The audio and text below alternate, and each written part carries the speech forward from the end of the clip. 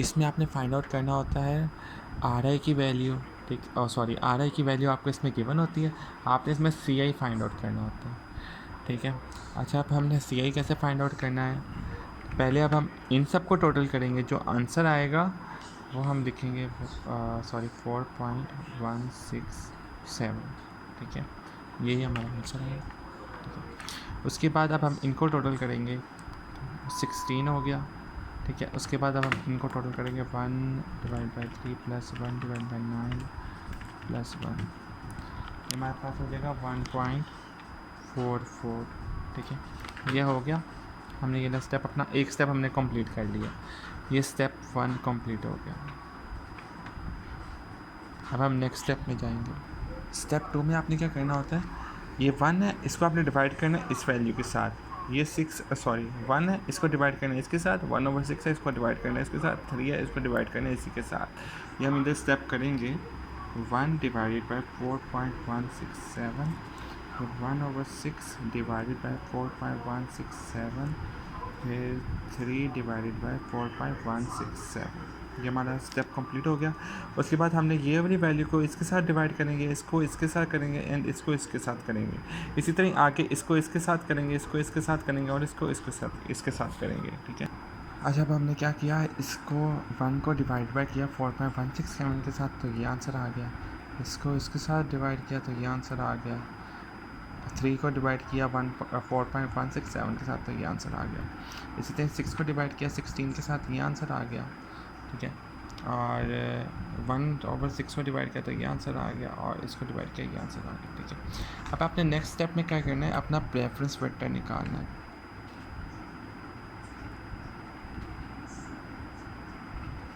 Preference vector, इसको आप PV भी कह सकते हैं, पीवी ही कहते हैं, ज़्यादा बेहतर है। प्रेफरेंस वेक्टर निकालना है तो हम निकालेंगे 0.239 + 0.375 + 0.231, और ये जो वैल्यू आएगी ना, इसको डिवाइड कर देना 3 के साथ। क्यों डिवाइड करना है, क्योंकि जितने एट्रीब्यूट्स होंगे ना, ये हमारे सारे एट्रीब्यूट्स हैं, मार्केट, इनकम, इंफ्रास्ट्रक्चर, जितने भी एट्रीब्यूट्स होंगे उनके साथ डिवाइड कर देना। ये आपका आंसर आ जाएगा 2.1, ठीक है। 3 वैल्यू लेनी है पॉइंट्स के बाद, ठीक है। उसके बाद अब आपने करना है 0.039 + 0.062 + 0.077, ये जो भी आंसर है इसको डिवाइड कर दिया आपने 3 के साथ, ये आपका आंसर आ गया 0.059, ठीक है। अब आप करेंगे 0.719 + 0.562 + 0.694, इसको डिवाइड कर दिया 3 के साथ, ये आपका आंसर आ गया 0.658, ठीक है।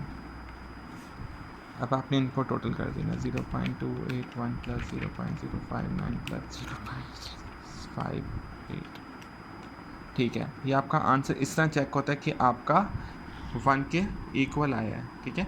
अगर तो ये 1 पॉइंट कुछ आ रहा है तो आपने ये देखना है कि आपका कहीं पे कोई स्टेप गलत हो रहा है।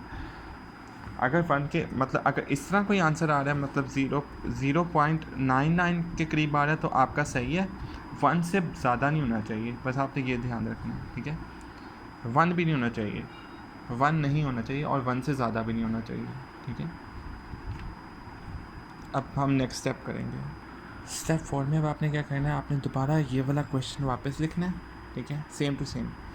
ये हमने इधर लिख लिया स्टेप 4 में।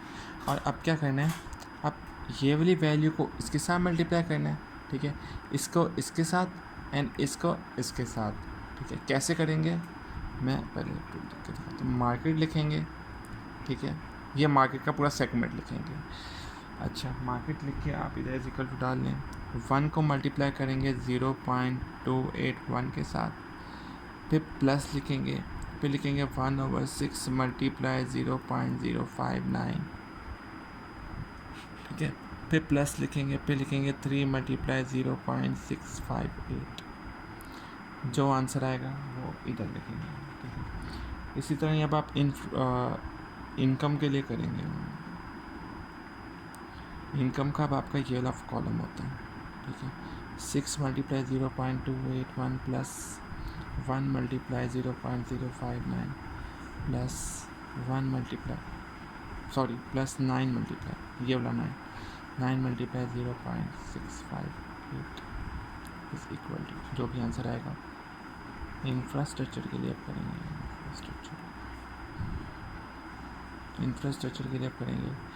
सेम इस तरह स्टेप आप करेंगे 3 मल्टीप्लाई 0.281 प्लस, सॉरी 3 नहीं आएगा, 1/3 आएगा, 1/3 केवल आप करें, प्लस 1/9 मल्टीप्लाई 0.059 प्लस 1 मल्टीप्लाई 0.658 जो आंसर आएगा। ठीक है,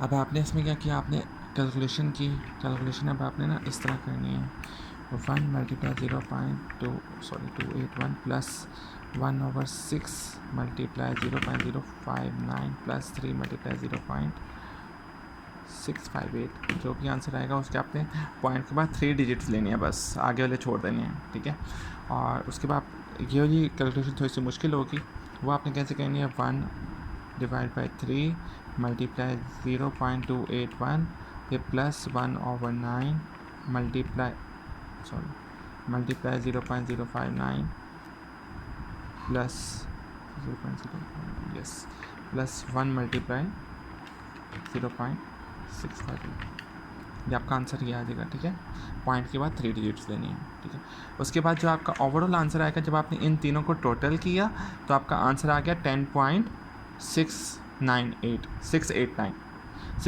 इसको आपने डिवाइड कर दिया 3 के साथ। 3 के साथ क्यों डिवाइड किया, जितने एट्रीब्यूट्स होंगे उसके साथ आपने डिवाइड करना है, तो ये आपका आंसर आ जाएगा। अभी भी ये आपका आंसर नहीं आया, ये अब लास्ट स्टेप आपका रह गया, अब वो हम करेंगे। ठीक है, ये इसकी एवरेज आ गई हमारे पास। ठीक है, हमने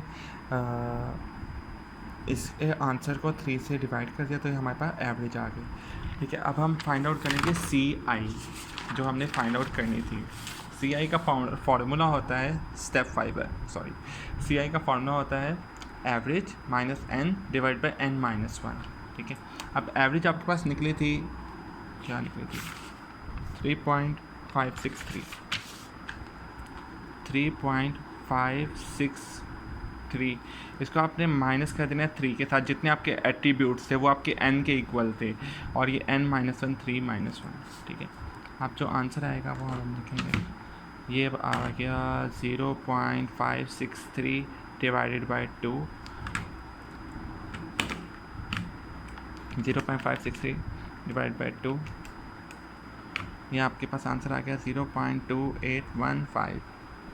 सही हो गया, ये आंसर आ गया। उसके बाद अब आपने क्या करना है, आपके पास CI की वैल्यू आ गई है। RI की वैल्यू आपको क्वेश्चन में पहले गिवन थी, मैं दिखाता हूँ। RI की वैल्यू 0.58 आपके पास पहले गिवन है। ठीक है, आपने RI की वैल्यू लिख देनी है 0.58। अब आपका लास्ट स्टेप है स्टेप 6। इसमें आपने क्या करना है, इसमें आपने फॉर्मूला लगा लेना है, CR इज़ इक्वल टू होता है CI divided by RI। CI आपके पास निकल आया 0.2815, RI आ गया 0.58, इस इक्वल टू आंसर आ जाएगा 0.2815 डिवाइडेड बाई 0.58, ये आपके पास आंसर आ जाएगा 0.4853। ठीक है, और ये आपने एंड पे लिखना है। अगर तो ये 0.1 से ग्रेटर हो, सॉरी लोअर होता तो ये कंसिस्टेंसी होता। अब ये 0.1 से बड़ा है तो ये इट इज़, आपने ये लिखना है इट इज़ नॉट कंसिस्टेंसी,